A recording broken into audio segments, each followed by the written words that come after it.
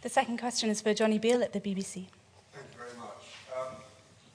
I know Pete Hegseth did not turn up for this meeting, but he is expected to arrive tonight. We are told by his ambassador to NATO that he will come with a very clear-cut message, and that is that, in his words, every ally must commit to investing at least 5% of GDP on defence and security starting now. I'd like to ask Secretary Healy, I mean, you haven't even been able to give a clear-cut commitment on 3%, so are you worried you're going to disappoint your US allies on this? If I could ask Minister Pistorius, when will Germany commit to 5%, and by when? What sort of timetable are you looking at, if you even can meet that? Mr. Umarov, if I could ask you, sir, I think we've been told that Ukraine will be represented at the NATO summit in The Hague later this month. Can you tell us whether President Zelensky will be attending? We're not clear on that. Thank you.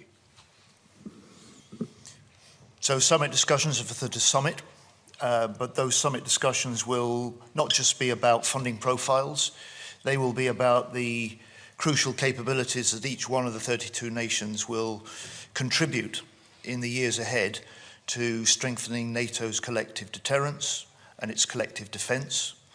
It is a matter not just of how much nations spend, but how they spend it. And in the UK, we've recently released our Strategic Defence Review that sets out a 10-year vision for how we'll transform Britain's forces, reinforce our NATO-first contribution to this alliance, and we recognise the urgency. We're a government that's increased funding for defence by £5 billion this year, made the plans to increase to 2.5%, a level that the UK has not spent for 15 years, and we'll do that in 2 years' time.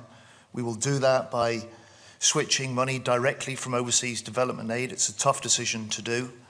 And as the Prime Minister said, we're committed to spending what we need to deliver that strategic defence review. But the 5% does matter to the Americans. Can you make it? I mean, do you think you're worried you'll disappoint them? No, we will enter the discussions at the summit.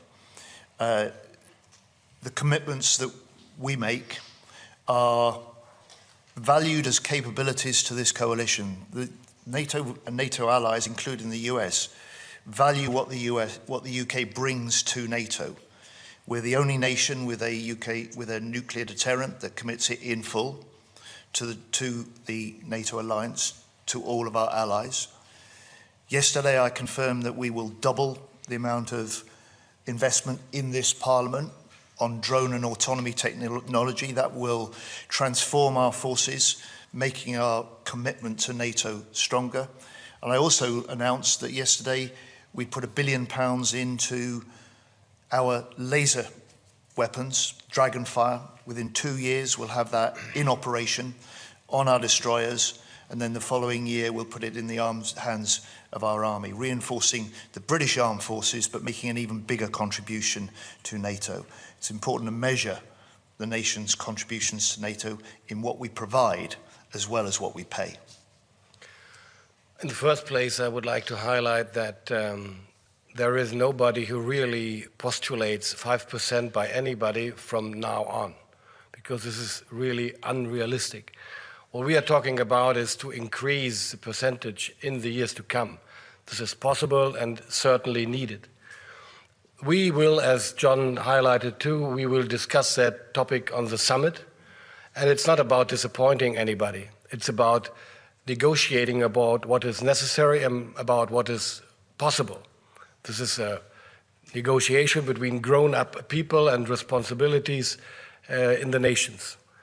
And what I rather prefer to discuss about is we need and we must achieve the NATO requirements, the NATO capability requirements, and the national ones.